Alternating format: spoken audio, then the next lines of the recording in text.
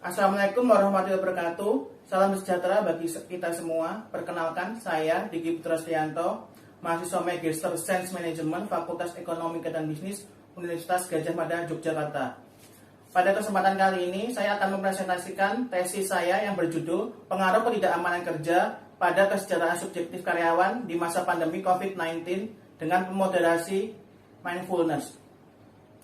Sebelumnya, izinkan saya untuk berterima kasih dan menyampaikan salam hormat saya kepada dosen pembimbing saya, Bapak Dr. C. Budi Santoso, MBus, selaku dosen pembimbing saya yang telah membimbing saya hingga saat ini. Dan tak lupa, saya juga ingin menyampaikan rasa hormat saya dan salam hormat saya kepada Bapak Ibu dosen penguji yang berkesempatan hadir pada kesempatan kali ini. Terima kasih. Virus COVID-19 pertama kali ditemukan di Wuhan, Tiongkok pada akhir 2019 dan menyebar ke seluruh dunia.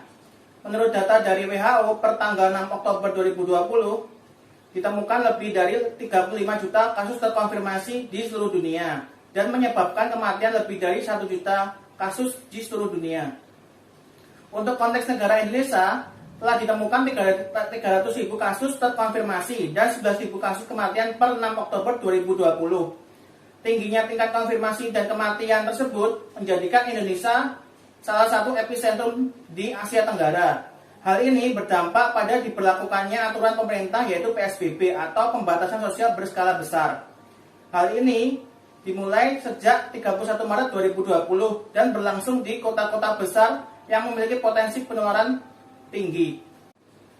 Dengan adanya PSBB ini mengakibatkan terjadinya penurunan omset yang cukup tinggi untuk berbagai sektor bisnis. Salah satunya yang terkena adalah sektor hospitality. Menurut artikel dari tirto.id, sektor hospitality melaporkan adanya kerugian sebesar 70 triliun yang diakibatkan penutupan 2.000 hotel dan 8.000 restoran di seluruh Indonesia. Menurut Bogale, Kelkai, dan Magesa 2020 menyatakan adanya penurunan di berbagai sektor menyebabkan terjadinya krisis ekonomi yang mempengaruhi rantai pasok, perjalanan, dan perilaku manusia. Menurut Almeida dan Santos 2020 menyatakan krisis ekonomi dapat juga terjadi akibat adanya penurunan daya beli serta konsumsi barang maupun jasa pada saat pandemi COVID-19. Lebih lanjut, menurut laporan dari International Labour Organization atau ILO, krisis ekonomi yang terjadi di berbagai belahan dunia saat ini dapat mengakibatkan hilangnya 25 juta pekerjaan di seluruh dunia. Adanya fenomena ini diperkirakan dapat memicu peningkatan ketidakamanan kerja oleh individu. Hal ini diperkuat oleh pernyataan dari Greenhalgh dan Rosenberg dalam Yang et al. 2019 yang menyatakan bahwa ketidakamanan kerja mengacu pada potensi kehilangan yang dirasakan oleh individu secara berkala dalam situasi pekerjaan mencakup kehilangan pekerjaan secara permanen atau hilangnya beberapa fitur penting dari sebuah pekerjaan, misal upah, bonus, dan tunjangan. Adanya pengalaman dan perasaan negatif yang dirasakan individu akibat adanya ketidakamanan kerja berakibat pada menurunnya tingkat kepuasan hidup dan kebahagiaan pada diri mereka masing-masing. Seligman et al. 2000 dalam Darvish, Motovali, dan Ali 2020 menyatakan jika kepuasan hidup dan kebahagiaan yang dirasakan oleh setiap individu seringkali dihubungkan dengan kesejahteraan subjektif. Menurut G et al. 2019, kesejahteraan subjektif adalah evaluasi kognitif dan emosional dari kehidupannya sendiri, serta terbentuknya dari 3 faktor, yaitu kepuasan hidup, emosional positif, dan emosional negatif. Imhoff dan Anderson 2018 menyatakan penilaian afektif dan kognitif yang dilakukan setiap individu seringkali dengan cara membandingkan situasi kehidupan mereka saat ini dengan keadaan masa lalu, sehingga hal itu seringkali menyatakan orang terdekat sebagai referensi atau acuan. Penelitian terkait hubungan ketidakamanan kerja dan kesejahteraan subjektif mayoritas menyatakan jika ketidakamanan kerja berpengaruh negatif pada kesejahteraan subjektif. Misal penelitian dari Heiseker 2012, Hu et al. 2018, Tah et al. 2019, serta Darvish, Motovali et al. 2020. Namun terdapat juga penelitian dari Clark, Nabe, and Raza 2010, Dawson, Velotis, dan Hopkins 2017, Stolberg 2010 yang menyatakan jika ketidakamanan kerja tidak menjadi penentu utama terkait kesejahteraan subjektif. Selanjutnya, menurut penelitian dari Knabe et al. 2010, individu yang pernah merasakan kehilangan pekerjaan dapat mendapatkan kerjaan baru serta jaminan keamanan kerja di tempat yang baru masih akan merasakan kurang bahagia dan melaporkan kesejahteraan subjektif yang rendah. Hal ini disebabkan oleh adanya ekspektasi dan pengalaman yang buruk di masa lampau. Selanjutnya, Davis Motor Valley 2020 menyatakan jika penelitian sebelumnya kurang mempertimbangkan faktor karakteristik individu dan sumber daya pribadi yang dapat membantu individu dalam mengevaluasi situasi kognitif. Grover et al. 2017 menyatakan jika mindfulness dapat digunakan sebagai salah satu sumber daya pribadi. Grover et al. 2017 juga menyatakan mindfulness dapat digunakan untuk mengurangi efek pengalaman buruk di masa lampau dengan cara memisahkan perhatian saat ini dengan masalah yang terjadi sebelumnya, sehingga memungkinkan individu untuk lebih dapat mengendalikan diri di berbagai kondisi. Mindfulness didefinisikan sebagai kesadaran seseorang akan momen saat ini dengan cara yang tidak menghakimi. Selain itu, menurut Kabat-Zinn dalam Grover et al. 2017 menyatakan jika individu dengan mindfulness seringkali menunjukkan mindful state atau kondisi sadar, sehingga hal ini dapat membantu individu untuk memisahkan karakteristik lingkungan dengan reaksi mereka. Hal itu berakibat individu dapat lebih mudah mengurangi tingkat stres mereka. Sejalan dengan perspektif teori konservasi sumber daya dari Hotwell 2002 menyatakan jika memiliki atau memperoleh sumber daya lain adalah sesuatu hal yang penting, karena dengan adanya sumber daya lain maka individu berpotensi lebih mudah menyelesaikan tuntutan pekerjaan serta masalah yang ada di lingkup kerjaan mereka. Dan salah satu sumber daya yang dapat digunakan adalah mindfulness.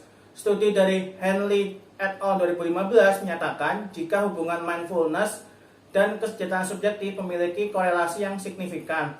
Di dalam studi tersebut dinyatakan jika individu yang memiliki tingkat mindfulness tinggi akan lebih mudah memprediksi kesejahteraan subjektif mereka di masa yang akan datang dibanding dengan individu yang memiliki tingkat mindfulness yang lebih rendah. Slide berikutnya adalah rumusan masalah. Rumusan masalah pertama yaitu penelitian ketidakamanan kerja karyawan di masa pandemi COVID-19 di sektor hospitality belum banyak diteliti. Hanya terdapat beberapa penelitian yaitu dari Almeida dan Santos 2020 serta Wilson et al. 2020. Selain itu adanya panggilan riset dari Gurso NC 2020 yang mengharuskan meneliti sektor hospitality. Penelitian terdahulu pengaruh ketidakamanan kerja lebih dirasakan karyawan kontrak daripada karyawan tetap, misal dari Imhoff Anderson 2020, Inang 2018, serta Clem et al. 2014. Namun karena adanya fenomena pandemi COVID-19, hal ini memungkinkan terjadinya kondisi yang sebaliknya, dikarenakan pekerja tetap akan memiliki ekspektasi kehilangan yang lebih besar, misal bonus dan upah yang daripada pekerja kontrak menurut Wilson et al. 2020. Serta pekerja tetap akan memiliki ekspektasi kehilangan ketidakamanan kerja terkait masa depan karir yang mereka miliki saat ini menurut Ackerman 2020 jika dibandingkan dengan kerja kontrak. Rumusan masalah kedua yaitu keterkaitan ketidakamanan kerja dengan kesejahteraan subjektif. Mayoritas mengatakan jika ketidakamanan kerja berpengaruh negatif terhadap kesejahteraan subjektif. Menurut G. Sacker 2012, Hu et al. 2018, Ta et al. 2019, serta David Motor Valley 2020. Namun penelitian dari Clark et al. 2010, Dawson 2017, dan Stockberg 2010 menyatakan jika ketidakamanan kerja tidak menjadi penentu utama terkait kesejahteraan subjektif individu. Selain itu, terdapat juga penelitian dari Knabe et al. 2010 yang menyatakan ketidakamanan kerja tidak berpengaruh signifikan terhadap kesejahteraan subjektif. Hal itu menandakan adanya isu inkonsistensi. Maka peneliti mengusulkan variabel pemoderasi yaitu mindfulness, yang dimana menurut Grover et al. 2017 dapat digunakan sebagai salah satu sumber daya pribadi yang dapat mengurangi dampak ketidakamanan kerja dan meningkatkan kesejahteraan subjektif individu. Selain itu, penggunaan mindfulness sebagai sumber daya pribadi masih jarang dan hanya terdapat beberapa penelitian yaitu dari penelitian Jacobs dan Bluestein 2008 serta Qian et al. 2020. Selanjutnya adalah pertanyaan penelitian. Penelitian ini menggunakan dua pertanyaan penelitian, yaitu yang pertama, apakah ketidakamanan kerja berpengaruh negatif pada kesejahteraan subjektif? Yang kedua, apakah mindfulness memoderasi pengaruh negatif dari ketidakamanan kerja pada kesejahteraan subjektif? Selanjutnya, tujuan penelitian yang pertama adalah menguji pengaruh negatif ketidakamanan kerja pada kesejahteraan subjektif. Yang kedua, menguji pengaruh moderasi mindfulness pada pengaruh ketidakamanan kerja terhadap kesejahteraan subjektif. Berikutnya kontribusi penelitian. Pertama, kontribusi teoritis. Kontribusi pertama adalah penelitian ini memberikan bukti empiris terkait adanya isu inkonsistensi mekanisme pengaruh ketidakmauan kerja pada kesejahteraan subjektif. Yang kedua, penelitian ini juga akan memberikan tambahan bukti empiris terkait peran moderasi mindfulness sebagai salah satu sumber daya pribadi yang dapat digunakan untuk mengurangi efek negatif ketidakmauan kerja pada kesejahteraan subjektif karyawan. Yang ketiga, penelitian ini juga diharapkan dapat memberikan lensa baru terkait pengaruh ketidakmauan kerja pada kesejahteraan karyawan di masa pandemi COVID-19. Selain itu, dalam penelitian ini terdapat juga kontribusi praktis, yaitu yang pertama, penelitian ini atau studi ini diharapkan dapat memberikan gambaran bagi para manajer atau pimpinan untuk dapat memberikan pelatihan terkait pengaplikasian mindfulness sebagai sebuah sumber daya pribadi. Selain itu, dapat digunakan sebagai kontrol agar dapat mengurangi tingkat stres serta outcome mental health lainnya. Kedua, penelitian ini ingin merespon panggilan riset dari Gursoy dan Chi 2020 yang menyatakan perlunya penelitian di sektor hospitality yang pada saat pandemi COVID-19 salah satu yang paling terdampak, terutama di negara Indonesia dan khususnya di kota Yogyakarta. Yang ketiga, penelitian ini ingin melihat pengaruh ketidakmauan kerja pada kesejahteraan subjektif karyawan kontrak maupun tetap di masa pandemi COVID-19. Selanjutnya kita masuk ke bab 2. Dalam bab ini akan membahas terkait landasan teori, pengembangan hipotesis, dan model penelitian yang dipakai dalam penelitian ini. Penelitian ini akan menggunakan teori konservasi sumber daya atau singkat disebut CORE. Konsep teori konservasi sumber daya atau CORE diutarakan pertama kali oleh Hopful 1989 yang menyatakan jika individu akan termotivasi untuk melindungi sumber daya mereka atau seringkali disebut sebagai konservasi dan berusaha untuk memperoleh sumber daya baru atau seringkali disebut akuisisi. Menurut Hopful 1998 dalam Habelsband 2014 menyatakan sumber daya didefinisikan sebagai salah satu objek, keadaan, kondisi, dan hal-hal lain yang dihargai orang. Habelsband 2014 juga menyatakan jika dalam teori konservasi sumber daya atau CORE terdapat dua prinsip dasar, yaitu prinsip pertama ialah keunggulan sumber daya yang hilang, yang menyatakan jika kehilangan sumber daya lebih berbahaya bagi individu jika dibandingkan ketika ada perolehan sumber daya baru. Yang kedua, prinsip kedua dikenal sebagai investasi sumber daya. Prinsip ini menyatakan jika individu lebih cenderung untuk berusaha menginvestasikan sumber daya yang mereka miliki agar dapat melindungi dari kehilangan sumber daya lainnya. Pengembangan hipotesis 1. Individu yang mengalami ketidakmauan kerja seringkali dikaitkan dengan ketidakberdayaan dan ketidakmampuan dalam mempertahankan pekerjaan yang mereka miliki. Menurut DeWitt dan Ashford 2003, Jarvis Montevally dan Ali 2020 menyatakan, individu yang memiliki perasaan tidak aman dalam kerjaan mereka seringkali berkorelasi dengan skor yang lebih rendah pada berbagai indikator terkait kesejahteraan pekerjaan, peningkatan emosional, dan fisik, sehingga mengurangi tingkat kebahagiaan dan kepuasan hidup bagi individu yang mengalami ketidakmauan kerja tersebut. Menurut Hu et al. 2018, kepuasan hidup dan kebahagiaan individu merupakan dua komponen utama terkait kesejahteraan subjektif. Lebih lanjut, menurut Andrew dan Whitney 1976 dalam Arthur D. et al. 2005 yang menyatakan jika kesejahteraan subjektif memiliki tiga komponen dalam pembentukannya, yaitu pengaruh positif, kepuasan hidup, dan pengaruh negatif. Berdasar teori konservasi sumber daya, menyarankan individu untuk dapat mendapatkan melindungi sumber daya yang mereka miliki. Hal itu karena individu yang mengalami potensi kehilangan sumber daya akan lebih mudah mengalami stres dan berkurangnya tingkat kebahagiaan serta kesejahteraan di hidupnya. Individu yang mengalami ketidakmauan kerja seringkali dihadapkan dengan potensi kehilangan sumber daya yang mereka miliki, seperti kehilangan pekerjaan, ketidakpastian pekerjaan, hilangnya upah dan bonus, serta potensi kenaikan kehilangan karir. Menurut Ackerman et al. 2020, Schneider et al. 2020, serta Wilson et al. 2020. Sehingga berdasarkan penjelasan yang telah dijabarkan di atas dapat dari hipotesis pertama, yaitu ketidakmauan kerja berpengaruh negatif pada kesejahteraan subjektif karyawan. Pengembangan hipotesis 2. Individu yang mengalami ketidakmauan kerja seringkali dihadapkan dengan potensi kehilangan sumber daya yang mereka miliki, seperti kehilangan upah, bonus, tunjangan, dan kesempatan peningkatan karir. Menurut Choi et al. 2020, Jarvis Montevally dan Ali 2020, serta Tah et al. 2020. Adanya potensi kehilangan sumber daya yang dialami individu mengakibatkan berkurangnya potensi kebahagiaan, kepuasan hidup dari individu tersebut, menurut Jarvis Montevally 2020. Menurut Dinner 2009, kepuasan hidup dan kebahagiaan merupakan komponen utama pembentuk kesejahteraan subjektif bagi individu. Berdasarkan teori konservasi sumber daya oleh Hoover 1989 dan 2001, menyatakan jika individu harus dapat mempertahankan serta melindungi sumber daya yang mereka miliki. Lebih lanjut, jika sumber daya yang mereka miliki itu hilang atau berkurang, maka individu akan dapat mengalami konsekuensi negatif dari berkurangnya sumber daya tersebut. Hubsband 2014 menyarankan agar dapat terhindar dari konsekuensi negatif terkait ketidakmampuan kerja, maka individu perlu memiliki dan menambah sumber daya lain. Menurut Grover et al. 2017 menyatakan mindfulness adalah salah satu sumber daya pribadi yang dapat mengurangi efek pengalaman buruk di masa lampau dengan memisahkan perhatian saat ini dengan masa yang terjadi sebelumnya. Jadi dengan penjabaran yang telah disampaikan tersebut, maka peneliti mengusulkan hipotesis 2, yaitu mindfulness memoderasi pengaruh negatif ketidakmampuan kerja pada kesejahteraan subjektif karyawan. Selanjutnya, dalam slide ini dapat dilihat model penelitian dan penelitian ini seperti yang ada di samping.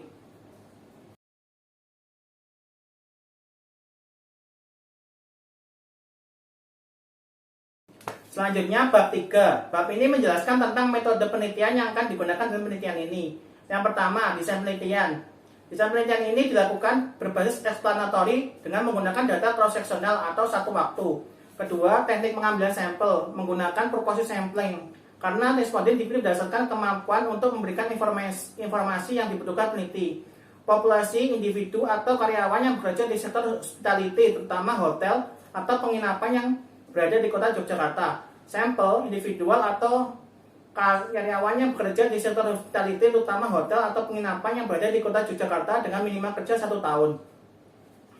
Skala penelitian dalam penelitian ini adalah dengan menggunakan 5 point skala Likert dengan rentang 1 sampai 5, yang dimana 1 menunjukkan angka sangat tidak setuju dan 5 menunjukkan angka sangat setuju. Minimal sampel dalam penelitian ini adalah 118 sampel. Hal ini berdasarkan perhitungan alat ukur G-Power dengan menghasilkan nilai statistical power sebesar 85%, yang dimana telah berada di atas nilai ambang batas yang disarankan oleh Cohen 1992, yaitu 80%. Kriteria sampel. Dalam penelitian ini terdapat kriteria sampel, yaitu yang pertama, responden adalah karyawan tetap maupun kontrak yang bekerja di sektor hospitality, khususnya hotel dan penginapan yang ada di kota Yogyakarta.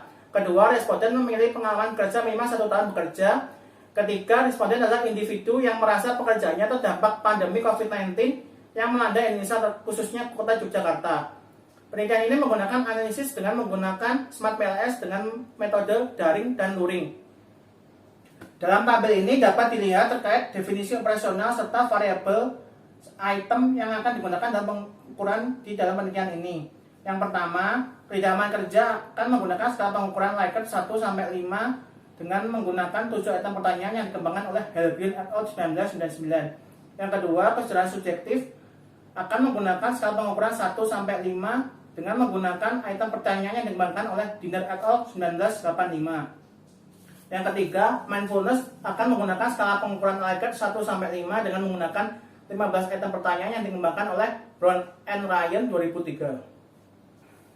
Dalam section ini akan membahas terkait uji yang akan digunakan dalam penelitian ini.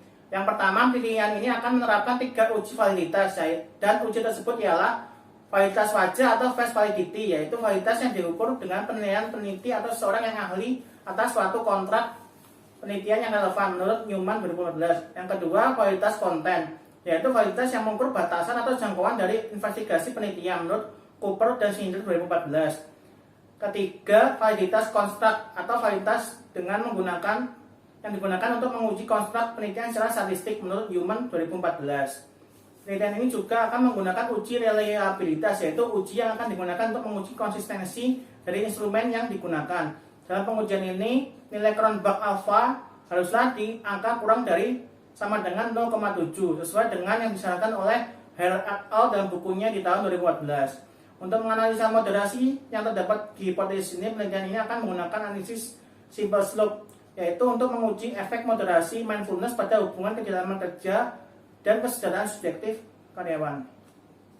Hasil distribusi kuesioner. Terdapat 167 kuesioner atau tanggapan yang masuk ke peneliti. 42 kuesioner atau sebanyak 26% tidak layak untuk dianalisa, dan 125 kuesioner atau sebesar 74% layak dianalisa. Untuk profil responden dalam kategori gender, responden laki-laki berjumlah 67 responden dengan persentase 53,6% dan perempuan sebesar 58 responden dengan persentase 46,4%. Untuk kategori usia kurang dari 20 tahun sebanyak 21 responden dengan persentase 16,8%. Usia 21 sampai 30 sebanyak 66 responden dengan persentase 52,8%. 31 sampai 40 sebanyak 30 responden dengan persentase 24%, dan usia lebih dari 40 tahun sebesar 8 responden. Untuk masa kerja kurang dari 1 tahun sebesar 0, dan untuk masa kerja 1 sampai 3 tahun sebesar 81 responden dengan persentase 64,8%, dan masa kerja 3 sampai 5 tahun 21 responden, serta dengan masa kerja lebih dari 5 tahun sebanyak 23 responden. Untuk pendidikan, SD tidak ada, SMP 5 responden, SMA, SMP, SMK 53 responden dengan 42,4%, dan S1 38 responden, serta untuk S2 tidak ada. Status pernikahan, lajang 37 responden dengan 29,6%, menikah 88 responden dengan 70,4%. Status pekerjaan kontrak sebesar 57 responden atau 45,6%, dan tetap sebesar 68% dengan tingkat 54%.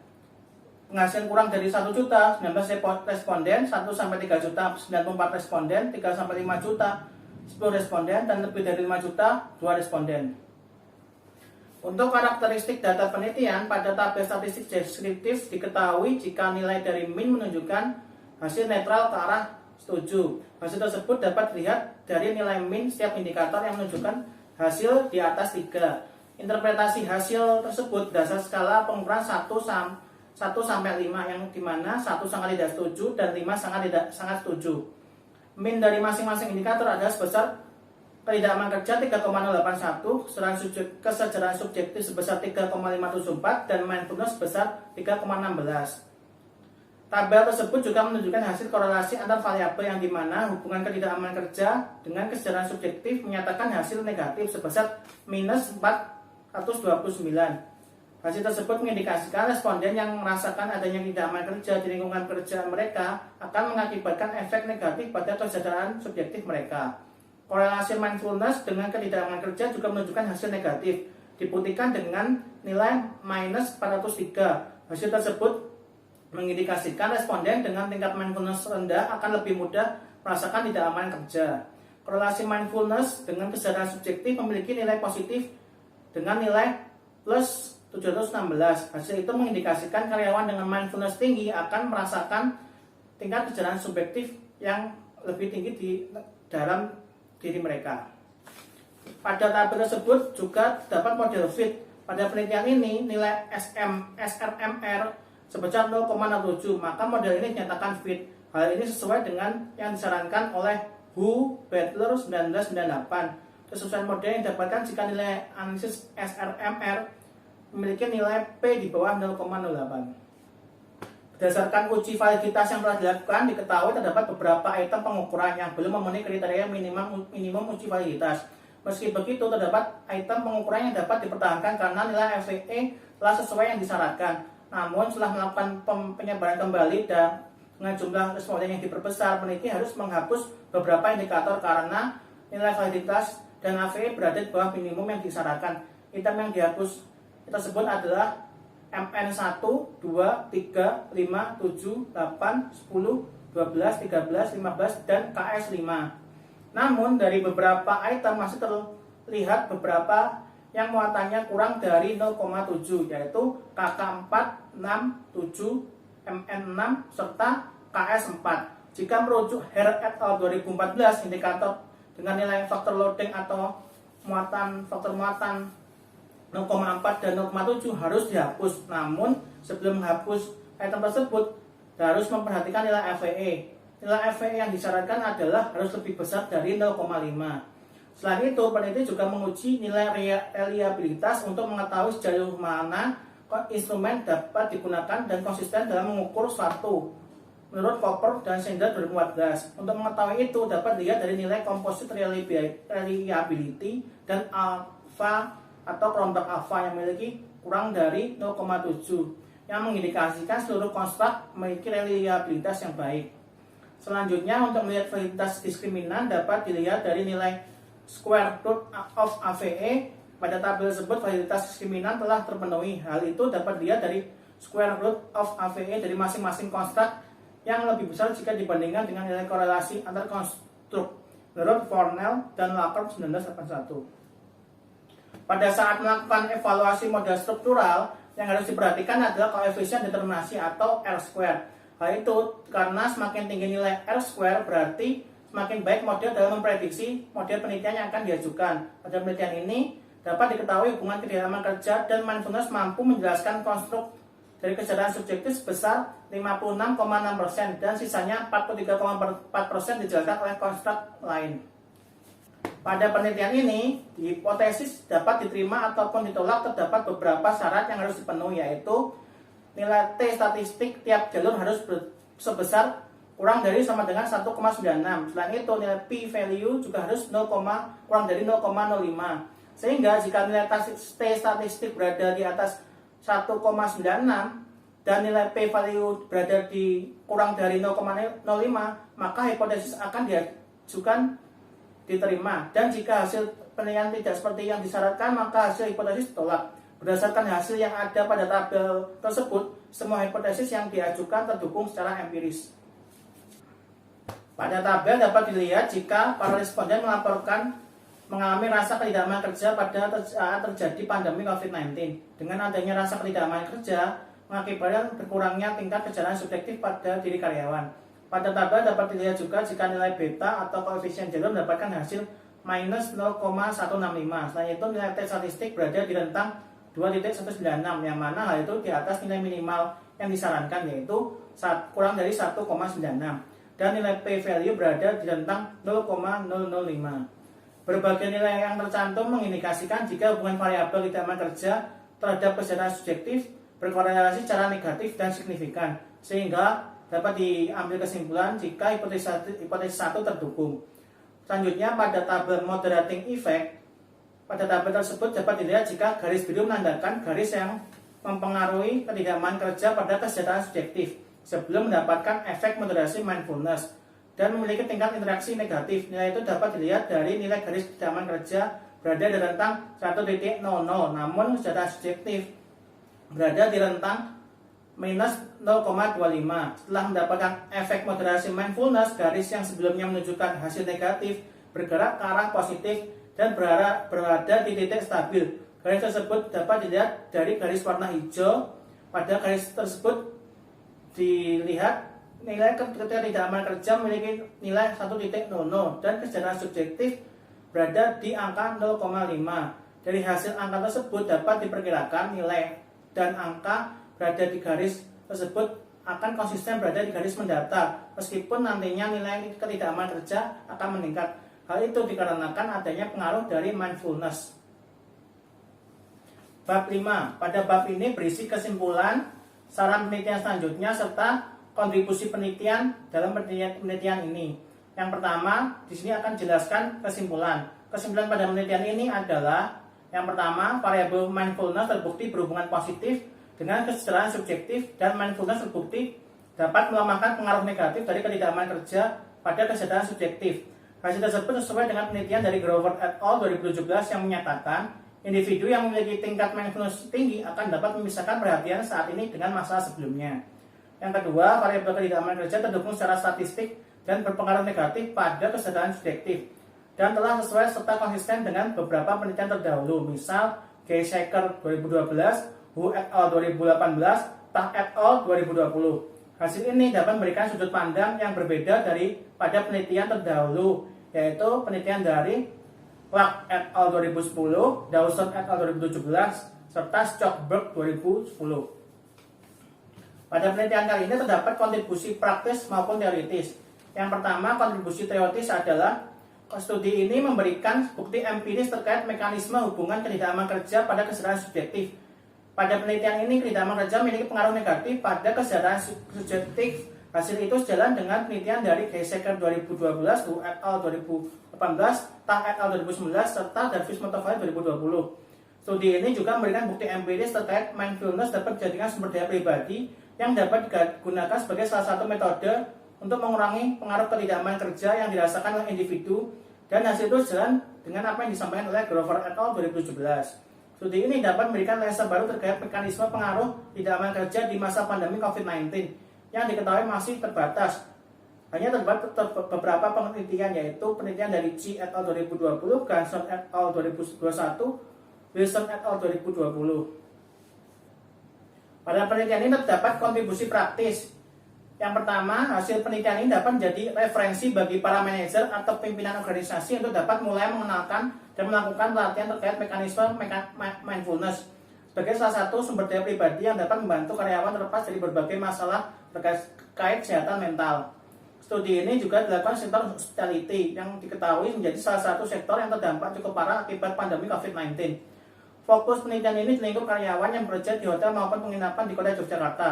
Hal itu dikarenakan Yogyakarta merupakan salah satu kota di Indonesia yang warganya menggantungkan mata pencarian di sektor tersebut. Sehingga penelitian ini dapat dijadikan rujukan bagi peneliti maupun praktisi yang ingin mengetahui pengaruh ketidaknyamanan kerja karyawan hotel yang berada di Yogyakarta. Studi ini berusaha mengonfirmasi terkait pengaruh ketidaknyamanan kerja yang dirasakan karyawan kontrak maupun tetap. Pada penelitian ini, karyawan kontrak merasakan ketidaknyamanan kerja lebih besar jika dibandingkan karyawan tetap. Namun pada penelitian ini menyatakan semua responden karyawan kontrak maupun tetap menyatakan adanya persepsi ketidaknyamanan kerja di lingkungan kerja mereka selama terjadi pandemi COVID-19. Pada penelitian ini terdapat juga keterbatasan penelitian dan saran penelitian.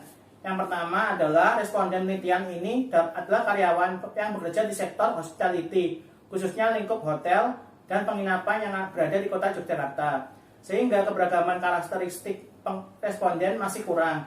Pada penelitian selanjutnya diharapkan dapat menggunakan responden yang berasal dari sektor lain, misalnya perusahaan rintisan, sektor jasa kesehatan dan pendidikan. Penelitian ini juga menggunakan pengukuran indikator hanya berdasarkan persepsi karyawan itu sendiri. Hal itu dapat memicu common method bias. Pada penelitian selanjutnya dapat mengambil data berdasarkan penilaian dari pemimpin atau teman sejawat dan pengambilan waktu yang berbeda atau time delay seperti yang disarankan oleh Korsakoff 2012. Yang ketiga, penelitian ini hanya menggunakan satu pemoderasi, yaitu mindfulness sebagai pengganti sumber daya pribadi PsyCap yang sebelumnya digunakan pada penelitian Darvish Motovali dan Ali 2020. Penelitian selanjutnya diharapkan dapat menggunakan kedua pemoderasi secara bersamaan untuk mengetahui sumber daya mana yang paling relevan dan dapat meningkatkan kesejahteraan subjektif pada diri karyawan.